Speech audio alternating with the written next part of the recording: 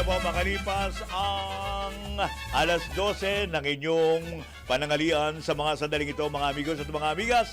Araw po ngayon ng Miyerkules, araw po ng tradisyonal na Baclaran Day, ika-11 ng buwan ng pagmamahala ng Pebrero 2026. At siyempre, ito po si Senyor Ray Pacheco ang inyong po magiging kasama hanggang alauna tayo ng hapon sa pag-atid namin sa inyo ng mga pangunahing mga balita at report mula sa mga kaagapay namin ang bumubuo ng News and Operations Center ng DWIZ Radio at Elite 23 TV at siyempre kasama namin ang buong pwersa ng reportorial team ng DWIZ Radio at Elite 23 TV. At dito pa rin sa ating pang-Webes na pagdadanghal ng Senyor Balita! Narito ang ating mga pangunahing mga balita. Overloading, isa po sa mga tinitingnan daw na sanhi ng paglubog ng MV Tricia Kirstine dyan po sa Basilan. Lagi nila yung overloading na yan. Nagtaka ako, bakit kinakailangan magkaroon ng overloading? Pag alis pa lang yan, hindi ba nakiklear yan? Pinatatakbo niya ba yan? O nakakalusot ba yan? Yun ang tanong Meron di ba? Dadaan muna yan Dadaan muna yan sa, sino bang in charge dyan? Para sabihin natin, kung overloading, sino mananagot dyan? Yung nagpa-release para tumakbo yan. Hindi nila na-check. Kaya ako hindi ko makuha yan 3 minutos na, makalipas ang alas 12 ng tanghali. Senyor Balita! Anti-fake news and digital disinformation bill. Ayan, itinutulak na po sa Kamara. Senyor Balita! Nako, may tangkang kudita laban daw po kay Senate President Soto. Posible pa rin ayon ito sa isang political analyst. Senyor Balita! BARM o BARMM election. Ayun, matutuloy na ngayong taon ayon po sa isang senador. Senyor Balita!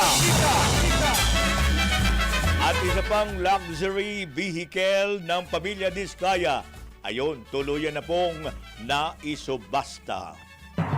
Senyor Balita! 4 minutos makalipas ang alas 12 ng tanghali.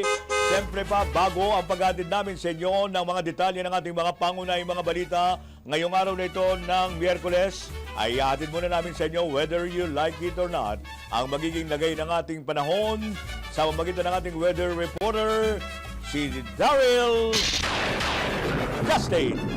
Pinakahuli, pinaka-latest, pinaka-napapanahon. Whether we like it or not, ito ang magiging DWIZ Weather Report. Magandang tanghali Pilipinas! Narito na ang latest sa lagay ng ating panahon. Good news dahil wala pa rin tayong inaasahang LPA o bagyo sa loob at labas ng Philippine Area of Responsibility o PAR. Ibig sabihin yung mga weather systems lamang natin tulad ng shear line at northeast monsoon o amihan ang kasalukuyang umiiral po sa ating kalupaan. Sa malaking bahagi po ng Visayas kasama na ang Albay, Sorsogon, Masbate, Surigao del Norte at Dinagat Islands, asahan po ang cloudy skies na may kalat-kalat na pagulan at mahihinang mga pagkulog at pagkidlat. Dulot po ng pagsasalubong ng hanging amihan at ng easterlies na nagdudulot po ng mga pagulan galing po sa tinatawag na shear line. Yan po ang paborito ni Senyor Pacheco. Habang sa Cagayan Valley, Cordillera Administrative Region, the rest of Bicol Region, Aurora and Quezon, asahan ng maulap na papawirin na may mga pag-ambon lamang maging sa Metro Manila at nalalabing bahagi ng Luzon, pero mas maganda at mas maliwalas po ang lagay ng panahon. Dulot po ng malamig na simoy ng hangin na dala ng northeast monsoon o amihan. Habang mga mahihinang localized thunderstorms lamang ang inaasahan nating mararanasan sa nalalabing bahagi ng Mindanao na may minsan ng mga pag-ulan na light to at times moderate rainfall. Asahan po na patuloy pa rin na magiging Magiging malamig ang simoy ng hangin dahil may surge pa rin po tayo ng amihan na mararanasan over the coming days habang itinala po ang 23.1 degrees Celsius na minimum temperature dito sa may Science Garden sa Quezon City kaninang alas 7:40 ng umaga. Naglabas ng latest sa weather advisory ang Pag-asa na makakaranas pa rin po o magkakaroon pa rin ng 50 to 100 millimeters na tubig ulan ang mga lalawigan ng Catanduanes, Albay, Sorsogon at Northern Samar. Dala-dala po yan ng shear line. Kaya pinag-iingat ang ating mga kababayan dahil posible pa rin bigla ang pagbaha o flash floods at landslides sa mga nabanggit na lugar. Kaya ingat po sa ating mga kababayan sa mga nabanggit na lugar at pwede mangyari yan over the next 24 hours. Samantala, sa ating sunrise at sunset, tumilaok pa rin ang manok! Kaninang alas 6:22 ng umaga at asahan ang paglubog ng araw mamayang alas 5:59, isang minuto bago mag-alas 6 ng evening. Sa ngayon, yan muna aking latest weather report, whether you like it or not. Ako po si El Bonito, Dari Justin, nagbabalita ng tama, naglilingkod ng tama. Pinakahuli, pinaka-latest, pinaka-napapanahon, whether we like it or not. DWIZ Weather Report. Senyor Balita!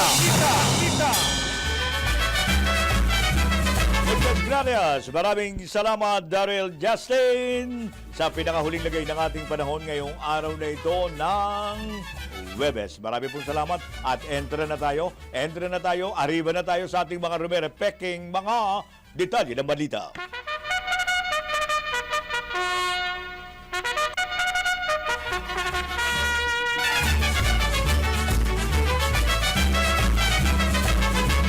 Minutos, makakalipas ang alas 12 ng tanghali, isa sa mga tinitingnang posibleng dahilan ng paglubog ng MV Tricia Kirstine 3. Diyan po sa Basilan ay ang overloading at overcapacity. At ayon po kay Transportation Secretary Giovanni Banoy Lopez, ang nasabing sanhi ay pinagsamang rate ng mga pasahero at rolling cargos na malayo po sa aktual na kapasidad na kayang dalhin ng barko. At kabilang po sa mga iba pang posibleng dahilan ng paglubog ng nasabing barko ay ang mahinang seamanship at pati na rin ang mga safety violations. At kaugnay nito, pinag-utos na po ng DOTR sa Marina na sampahan ng kasong administratibo ang Allison Shipping Lines na nagmay-ari sa MV Tricia Kirstine 3. At dagdag pa ng kalihim, sinibak na po dapat naman ang ibang tauhan ng Philippine Coast Guard dahil sila ang nananagot Sila na nananagot. Paano nakalusot sa inyo yan? O, di pinalusot niyo yan, kaya sibak ang Philippine Coast Guard sa Region 9, kabilang na po ang Station Commander nito sa Zamboanga.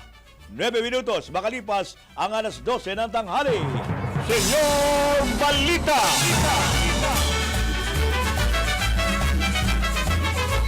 Samantala, itinutulak na po ni House Speaker Faustino D. III ang Anti-Fake News and Digital Disinformation Bill. At git ni Speaker D, mahalaga po magkaroon ng isang legal framework na pipigil po sa paglaganap ng maling impormasyon online.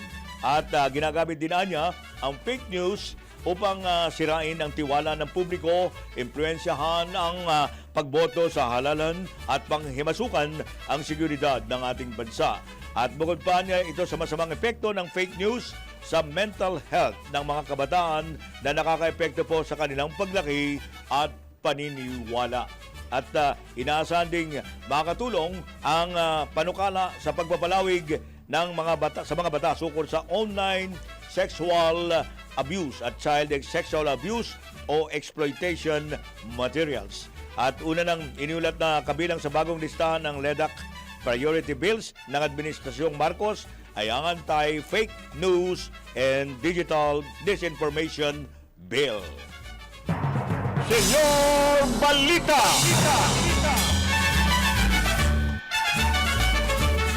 11 minutos na po makalipas ang alas 12 ng tanghaling tapat.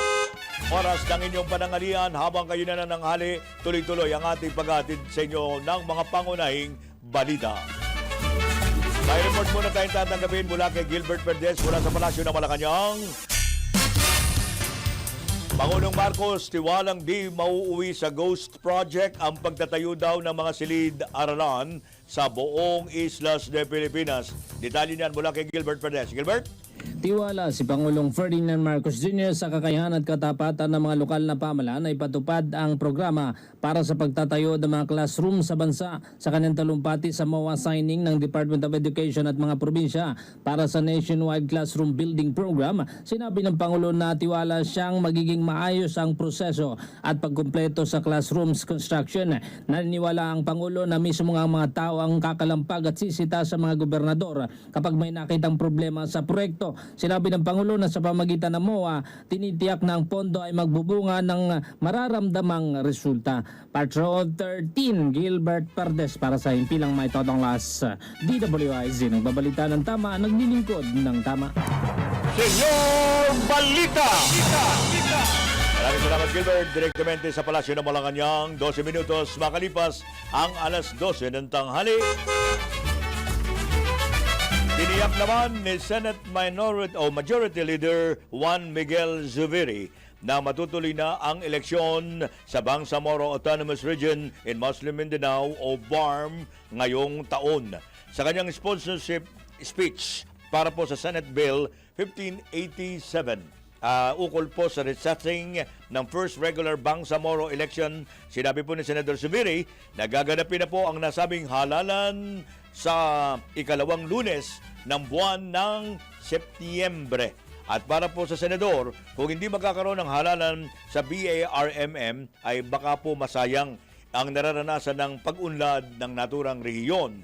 At kinontra rin ni Senador Zubiri ang panawagan ng ilang sektor na isabay na lang ang BARMM elections sa 2028 dahil masyado anaan niya itong matagal at hindi na makapaghihintay ang ating pang mga kababayan sa naturang rehiyon. Senyor Balita!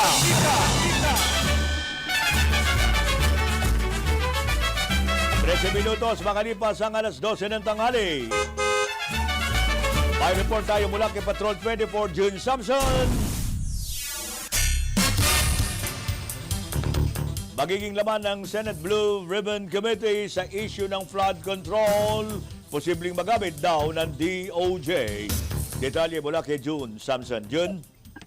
Senyor, kumpiyansa ang Department of Justice na magagamit nila sa investigasyon ang mga nilalaman ng Senate Blue Ribbon Committee kaugnay sa umano'y manumalyang flood control projects. Iginiit ni Justice Secretary Frederick Vida na nais nilang tulungan ng komite pero tiniyak nito na hindi nila iimpluwensyahan ang nasabing ilalabas na committee report.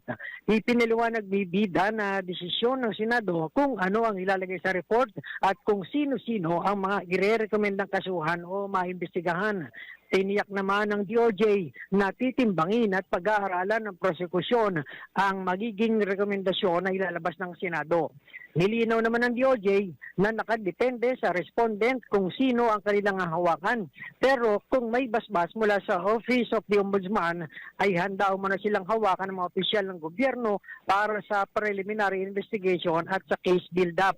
Magugunitang nag-leak ang nasabing draft report kung saan inire-recommenda ng komite ang pagsasampa ng mga kasong plunder, malversation of public funds at direct bribery laban kina Senator Chis Escudero, Jinggoy Estrada, Joel Villanueva at iba pa.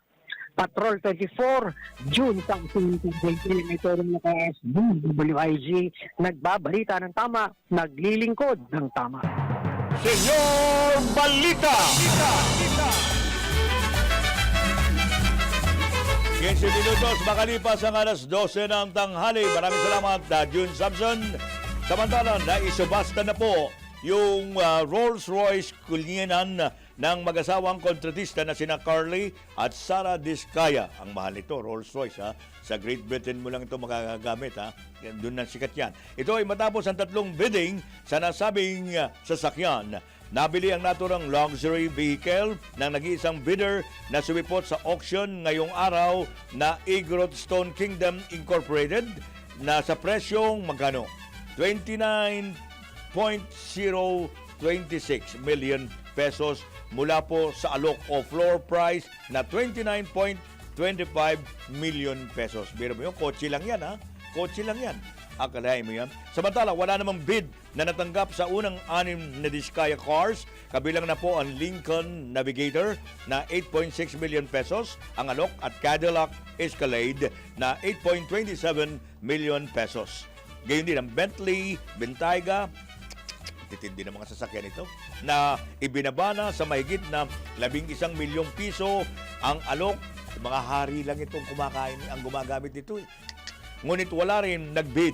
3 po nagparehistro sa bidding, kabilang na po ang television host na si Willie Revillame. Ngunit isang grupo lamang ang dumating para lumahok sa naturang subasta. Senyor Balita! Ang dami pa rin pera ni Willie Revillame, no? Ha? Mukhang ang dami, no? Si ano pa? Kung si Atong ang sana hindi walang kaso, bibili din yan. Kayang-kaya niya yan. 17 minutos lang makalipas ang alas 12 na tanghali. Tingnan muna natin ang report ni Celia Ortega. Bueno! Senator Lacson, may panawagan sa mga nakukulangan daw po sa partial committee report tungkol sa flood control anomalies. Detalye po niyan mula kay Celia Ortega. Bueno, Celia? Sana daw ay magpresenta ng mga ebidensya ang mga nagsasabi na nakukulangan sila sa mga personalidad na nirerekomendang kasuhan o paimbestigahan ng Senate Blue Ribbon Committee sa Partial Committee Report ukol sa flood control anomalies. Ito ang panawagan ni Senate President Pro Tempore Panfilo Lacson, ang chairman ng committee. Git na senador kung may suggestion para isama o idagdag sa Partial Committee Report, makabubuti na magpresenta ang mga ito ng ebidensya. Madali lamang anyang muna sa nilalaman ng Partial Committee Report, pero rekomendasyon ng Blue Ribbon Committee ay binatay sa mga naipresentang ebidensya. Sa halipaan niya na mag-criticize sa nilalaman ng Partial Committee Report, ay tumulong na lamang sila, lalo na ang mga miyembro ng Blue Ribbon Committee. Bukas naman si Lacson na tumanggap ng mga amendments para sa committee report kahit hindi miyembro ng Senate Blue Ribbon Committee. Ito sa Patrol 19, Celia Ortega Bueno, para sa impilang metodong lakas sa DWIC, nagbabalita ng tama, naglilingkod ng tama. Senyor Balita! Maraming salamat, Celia Ortega Bueno. Nagatid sa ating orasan, 19 minutos na makalipas ang alas 12 ng tanghali. Samantala, naniniwala naman ang political analyst na si Froilan Calilong na posible pa rin may magtangkang maglunsad daw ng kudita laban po kay Senate President Soto dahil sa agwat ng bilang ng mayorya at minorya sa Senado. At ayon ko kay Calilong, posibleng nag-ugat ito sa hamon ni Soto sa mga legal luminary ng Korte Suprema na hindi nagustuhan ng ilang miyembro ng mayorya. I think it did not sit well with some members of the majority, primarily because they're trying to parang negate the expertise of a co-equal branch, and that is certainly not good. Kahit sino anyang maupo bilang Senate President ay walang garantiya na mananatili sila sa pwesto, lalo na sa kasalukuyang kalagayan ng Senado na hati ang opinyon ng mga mambabatas na nagdudulot ng tensyon na nakakaepekto mismo sa ating bansa. No leadership is safe in the Senate, especially, lalong-lalo na ngayon that there is this very polarizing and very divisive context because of the political happenings that are, plaguing the country. Ulang-una na nga rito, itong faction between the Dutertes and the Marcoses. Pangalawa, yung mga issues halimbawa sa West Philippine Sea. These things actually creates a lot of divisive lines between the majority and the minority. And then, titingnan natin dito how solid the alliances that were built. Dinig ni political analyst Dr. Froilan Calilong sa panayam ng DWIZ. Senyor Balita! 20 minutos makalipas ang alas 12 ng tanghali. May report pa rin ulit si Jun Samson. Reklamong contempt laban po kay Senate President Soto, inaasang may susumiti sa Korte Suprema ngayong linggo. Alamin natin ang detalye mula kay Jun Samson. Jun! Senyor, isinasa pinal at inihanda na ang mga kinakailangang dokumento na isusumite sa Korte Suprema para sa paghahain ng reklamo laban kay Senate President Vicente Soto III. Ilang mga abogado kasi ang nakatakdang dumulog sa mataas na hukuman para hilingin na ipakontempt si Soto dahil sa mga pahayag kaugnay sa desisyon sa impeachment case ni Vice President Sara Duterte. Ito ang tiniyak ni Attorney Ferdinand Topacio, bagamat tumanggi muna ito na tukuyin kung sino-sinong mga abogado ang makakasama niya bilang mga complainants o mga petitioners. Nag-ugat ang issue makaraang binatikos ni Soto ang Supreme Court decision na nagdeklarang unconstitutional ang impeachment proceedings laban kay VP Sara, kaya naniniwala si Topacio na panghihimasok ang payag ni Soto sa kapangyarihan ng Korte Suprema. Lumabag umano sa saklaw ng simpleng opinyon ang ilang pahayag ni Soto na maituturing na kawalang paggalang sa pinakamataas na hukuman. Patrol 24, June Samson, panghilang natuloy ng DWIZ, nagbabalita ng tama, naglilingkod ng tama. Senyor Balita! Maraming salamat yun. Samantala, pumalag po si Senate President Vicente Tito Soto III sa ginawa namang pagtawag ni Chinese Embassy spokesperson Ji Lingping na hipokrito at ignorante daw po ang Senado. Ito ay matapos ang pag-aaproba ng Senado sa isang resolusyon na kumukundi na sa matinding banat ng mga taga-Chinese Embassy sa ilang opisyal ng ating pamahalaan na tinawag ng mga itong anti-China resolution. Tinawag din ni G na isa lamang political stunt o palabas ang nasabing resolusyon.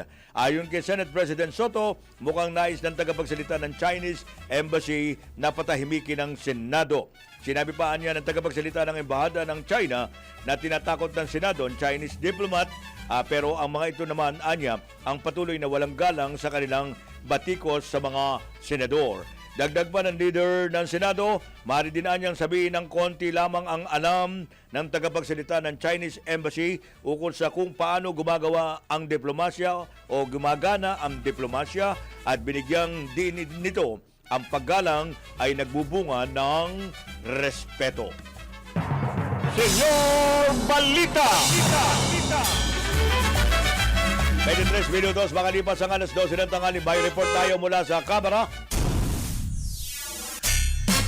Travel Tax Abolition Bill na isama na sa LEDAC Priority Measures ng administrasyon. Detalye niyan mula kay Jelly Mendez. Jelly? Naisama na sa priority measures ng administrasyon ni Pangulong Ferdinand Marcos Jr. ang Travel Tax Abolition Bill na pangunahing iniakda ni House Majority Leader Sandro Marcos. Kasunod ito ng pagpapalawak ng priority legislative agenda mula sa 48 na itinaas sa 52 measures. Si House Speaker Faustino D. III ang nagsagwa ng proposal kay Pangulong Ferdinand Marcos Jr. sa gitna ng LEDAC meeting upang hikayatin ang Council na i-adopt ang panukala bilang bahagi ng priority bills ng administrasyon. Ang pag-abolish sa travel tax ay kabilang sa 4 na additional measures na inaprubahan ni Pangulong Marcos. Naniniwala si Dia na mahalaga ang naturang hakbang upang mas maging bukas at competitive ang Pilipinas sa mga turista. Ito si Patrol 30. Jelly Mendez nag-uulat para sa himpilang may todong lakas sa DWIZ. Nagbabalita ng tama, naglilingkod ng tama. Senyor Balita! Maraming salamat, Jelly. Patuloy pa rin kayo sumusubaybay sa pinaka-detalye ng ating mga pangunahing mga balita at report. Mula pa rin sa mga kagapay natin ang buong na reportorial team ng DWIZ Radio Dali 23 TV. Babalik po kami sa mga karagdagang balitang ito pagkalipas po lamang ng ilang mahalagang paalala. Philippine Standard Time, eksakto pong 25 minutos na makalipas ang alas 12 ng tanghali. Senyor At 28 minutos na makalipas ang alas 12 ng inyong pananghalian.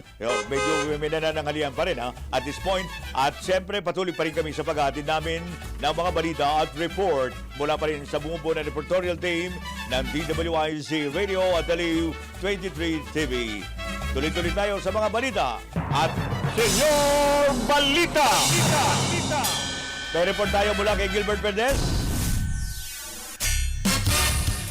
eGov.ph app may AI na at anti-deepfake laban po sa hacking ayon po sa pamahalaan. Alamin natin ang detalye ng balitang yan mula kay Gilbert Perez. Gilbert?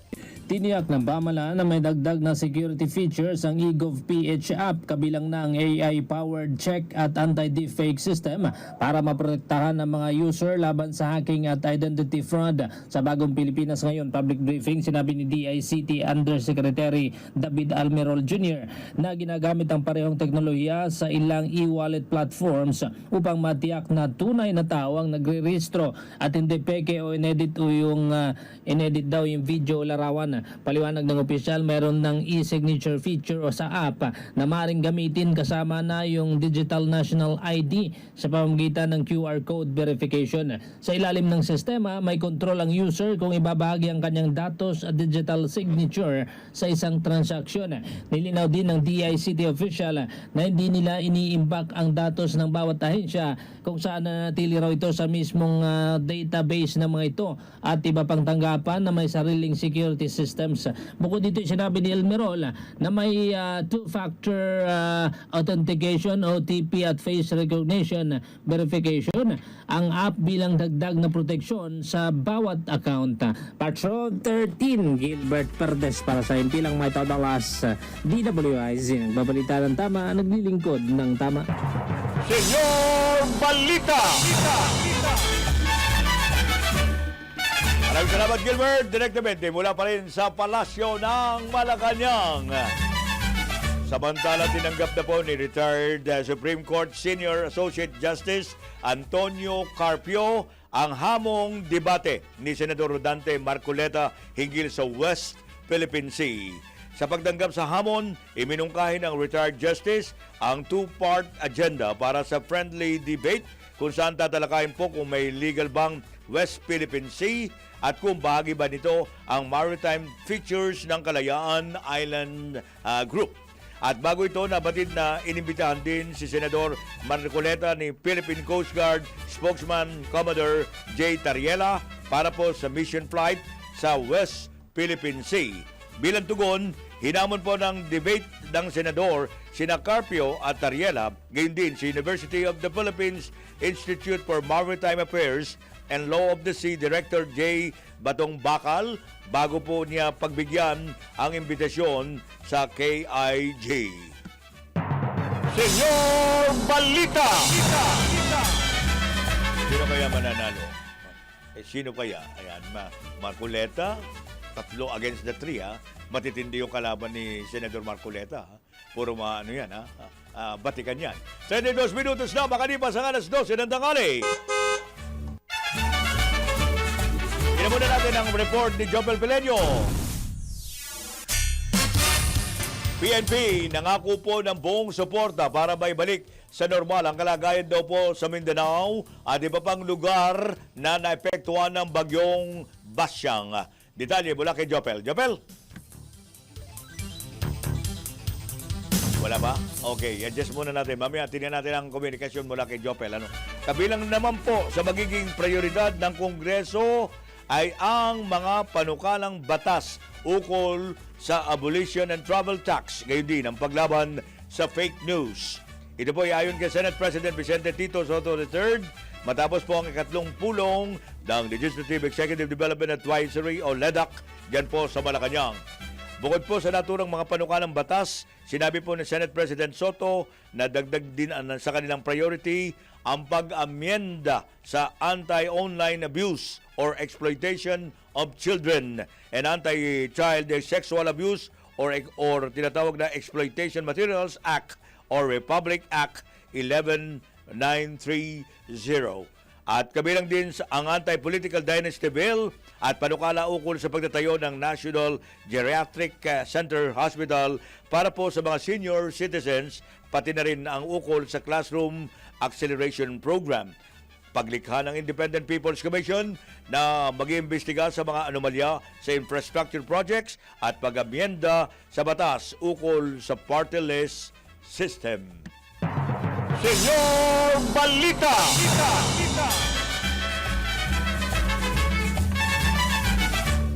Nagbabalik si Celia Ortega Bueno mula po dyan sa Senado. Estate tax amnesty isinusulong po mapalawig ang hanggang Desyembre 2028. Detalye mula kay Celi Ortega Bueno. Celi? Isinusulong ni Senator Kiko Pangilinan na mapalawig ang pag-avail ng estate tax amnesty hanggang sa December 2028. Ito'y para matulungan ang mga pamilyang Pilipino na maisettle o mabayaran ang kanilang tax obligation ng walang penalty kahit pa lumampas na sa deadline. Sa ilalim ng Senate Bill No. 1740 ni Pangilinan, ang nag-expire na estate tax amnesty noong June 14, 2025 ay palalawigin hanggang December 2028 para ito sa estate ng mga namatay bago ang December 31, 2024 at para sa estate taxes na nanatiling hindi nababayaran o naipon hanggang noong December 2024. Nakasaad sa panukala na ang administrator, legal na tagapagmana, transferees o beneficiary ng estate na nais mag-avail ng amnestiya ay dapat mag-file ng sworn state tax amnesty return electronically o manually hanggang December 2028. Ayon kay Pangilinan, ang inihain niya na panukala ay bilang pagkilala sa mga hamong kinakaharap ng maraming pamilyang Pilipino sa pagbabayad ng estate tax obligation at sa pagsasapormal ng pagmamayari ng minanang property. Magiging daan niya ang panukala para makalaya o makaiwas ang pamilyang Pilipino sa civil, criminal at administrative liabilities dahil papayagan ng installment na pagbabayad ng estate tax sa loob ng 2 taon nang walang civil penalty at walang interest.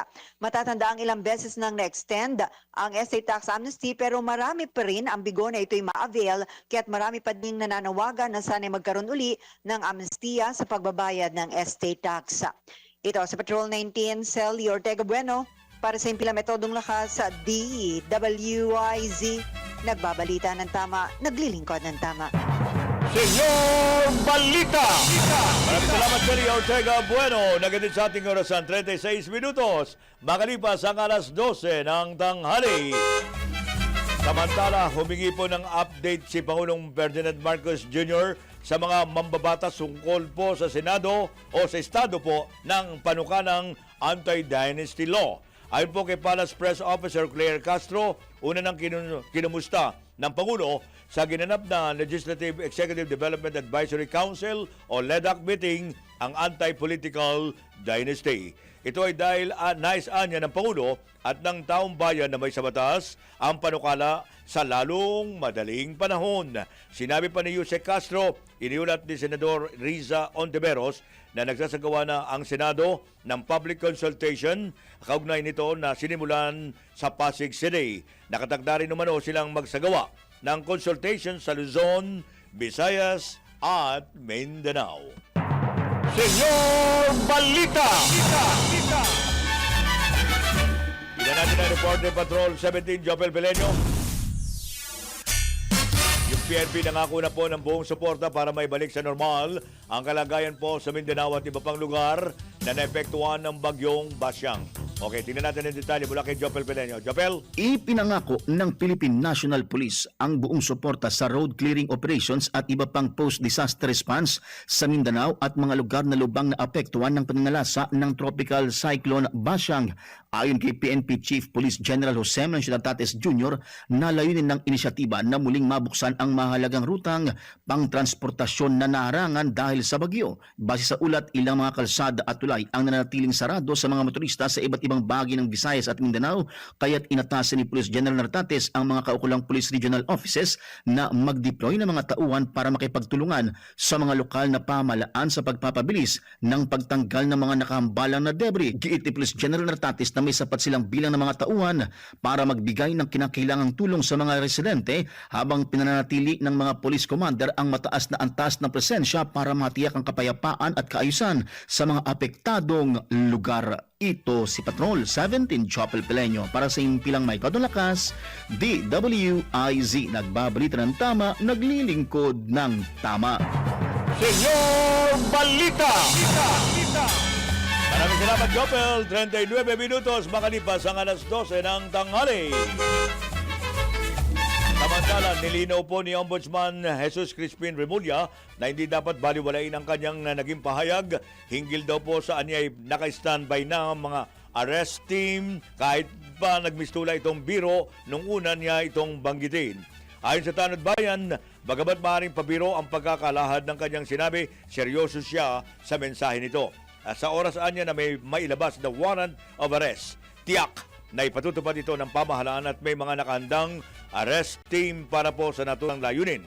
Nang tanungin naman kung para kanino ang tinutukoy ng mga arrest team, sinabi po ni Ombudsman Remulla na ito ay para sa mga taong dapat arestuhin. Natural. Natural naman. Subalit tumanggi siyang magbigay ng karagdagang detalye kung lokal o international ang mga kasong tinutukoy nito. Senyor Balita! 30 minutos, makalipas ang alas 12 ng tanghali. Tingnan muna natin ang report muli ni Gilbert Perdes sa Palasyo ng Malacanang. Naku, kumakalat daw yung balitang may colon cancer ang Pangulong Marcos. Ang totoong nangyayari talaga, meron cancer sa bulsa ang karamihan ng mga Pilipino. Diba? Yan, bakit yan? Hindi nyo na i-report na karamihan ng mga Pilipino ay may cancer. Cancer sa bulsa. Okay, walang katotohanan yan ayon sa Malacanang, yung colon cancer ni Pangulong Marcos Alamin nga natin ang detalye mula kay Gilbert Perdes. Gilbert! Walang katotohanan ang kumakalat na balitang may colon cancer daw si Pangulong Ferdinand Marcos Jr. Itong nilinaw ng palasyo matapos umingay ang issue, lalo na nang mag-post ang dating presidential spokesperson na si Harry Roque ng screenshot ng Pangulo mula sa isang event at sinabing may suot daw na colostomy bag ang presidente. Ayon kay Palace Press Officer Undersecretary Claire Castro, malinaw na fake news ang naturang aligasyon. Anya kung ang impormasyon ay nagmumula kay Roque na tinawag niyang isang fake news peddler, hindi raw ito dapat paniwalaan. Dagdag pa ni Castro, makikita sa kabuuan ng video ang naturang public event na maayos ang kalagayan ng Pangulo at tinaas pa nito ang kanyang mga kamay habang kumakaway sa publiko. Patunay na walang basehan ang pinapakalat na larawan at kwento. Patron 13, Gilbert Perdes para sa Himpilang May Totonglas, DWIZ. Nagbabalita ng tama, naglilingkod ng tama. Senyor Balita! Maraming salamat, Gilbert. Direktamente sa Palasyo ng Malacanang. 41 minutos na makalipas po ang alas 12 ng tanghali.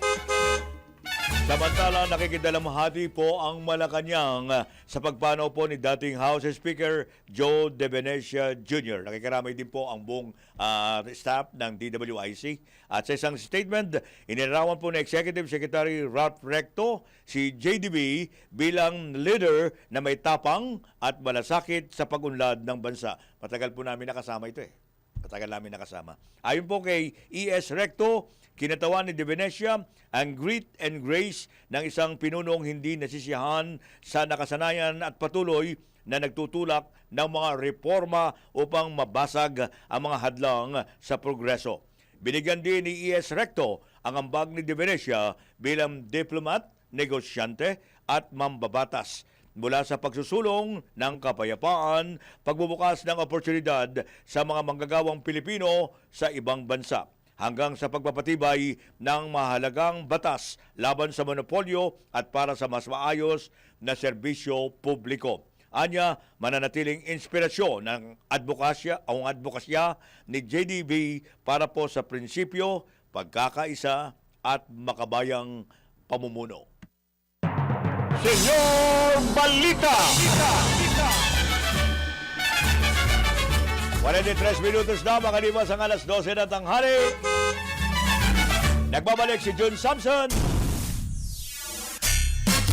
Yung mga kandidato daw po sa special election sa Antipolo para po sa Kongreso, naku, umabot na sa 7. Dumadami na. Alamin nga natin ang detalye mula kay June Samson. June!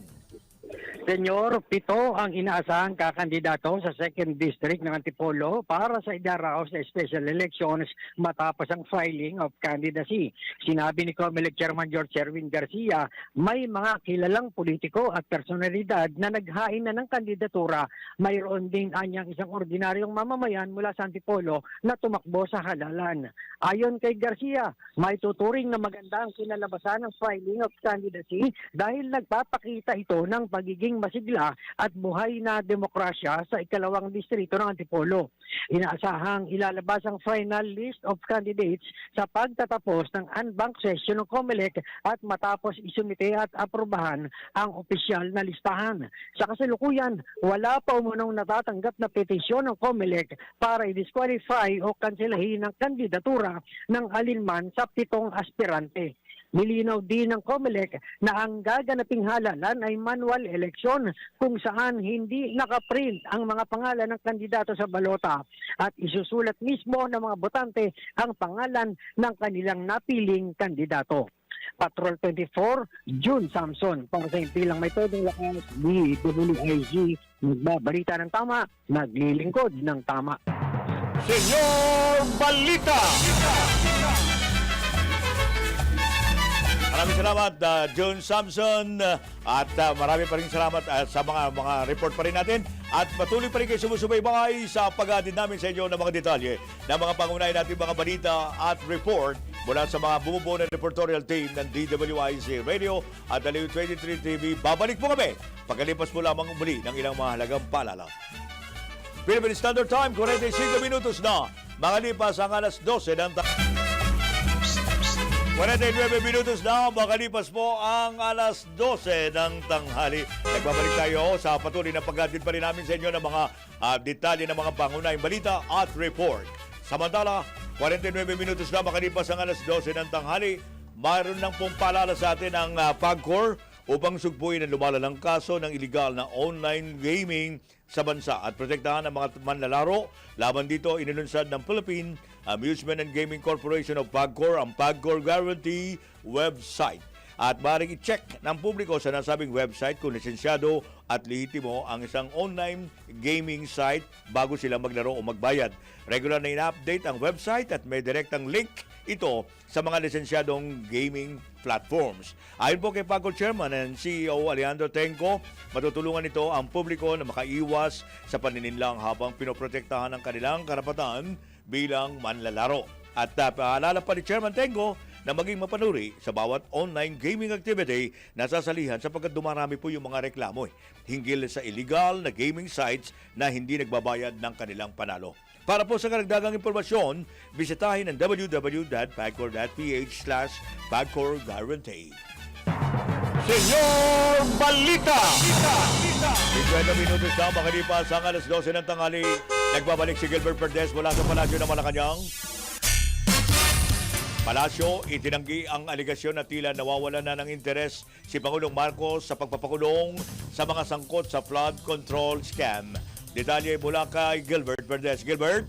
Itinanggi ng Malacanang ang palagay ng ilan na nawawalan na raw ng interes si Pangulong Ferdinand Marcos Jr. sa pagpapakulong sa mga sangkot sa flood control scam dahil nalilipat na raw ang atensyon nito sa iba pang bagay tulad halimbawa sa usapin ng ekonomiya. Sa briefing sa Malacanang sinabi ni Palace Press Officer Undersecretary Claire Castro na hindi totoo na nawawalan na ng interes ang Pangulo sa pagpapanagot sa mga sangkot sa katiwalian. Bagkus ay nakasubaybay pa rin ang Pangulo sa takbo ng mga investigasyon kaugnay ng usapin. Sinabi ni Castro na kailangan din naman kasing pagtuunan ng pansin ng Pangulo kung paano muling pasisiglahin ang ekonomiya ng bansa upang makabawi. Dahil kasi anya sa mga nabunyag na anomalya sa mga proyekto ng gobyerno, sadyang hindi mapipigilan na maapektuhan ang lagay ng ekonomiya ng ating bansa. Patrol 13, Gilbert Perdes para sa Impilang May Todolas, DWIZ. Nagbabalita ng tama, naglilingkod ng tama. Senyor Balita! Maraming salamat, Gilbert. 52 minutos. Makalipas ang alas 12 ng tanghali. Tiniyak naman ni Blue Ribbon Committee Chairman at Senate President Pro Tempore Panfilo Lacson kay Ombudsman Jesus Crispin Remulla at sa publiko na nakabatay po sa mga ebidensya sa kanilang mga isinagawang serye ng pagdinig ang mga rekomendasyon sa partial committee report ukol sa flood control anomalies. At tugon ito ni Senator Lacson sa pagtawag ni Ombudsman Remulla na politika basihan ng naging desisyon daw ng Senate Blue Ribbon Committee na baguhin ang ilang lengguwahe ng report para po maging katanggap-tanggap sa lahat. At ayon kay sa Senador, batid ni Ombudsman Remulla bilang dating kongresista ang laro sa politika sa mababa at mataas na kapulungan ng Kongreso. Pero tiniyak ng senador na ibinatay nila ang report sa testimonial at documentary evidence ng kanilang nakalap na panahon sa ng investigasyon. Wala rin anyang nabago sa nag-leak na draft partial committee report pagdating po sa sustansya at intent o layunin nito. Senyor Balita! 53 minutos makalipas ang alas 12 ng tanghali. Magpapatupad po ang Meralco ng isang sentimong kada kilowatt hour na Uniform National Lifeline Subsidy rate sa March billing. At ito'y matapos aprobahan ng Energy Regulatory Commission ang 100% diskwento sa ilalim po ng bagong Uniform Lifeline Consumption Threshold. At sa ilalim po ng bagong Uniform Subsidy, makakatanggap ng 100% discount ang mga low-income electricity consumers na kumukonsumo ng 50 kilowatt per hour o mas bababa pa. At tiniyak naman ng Meralco ang patuloy na pag-iral ng lifeline discount para po sa mga konsumong lampas sa national threshold. Senyor Balita!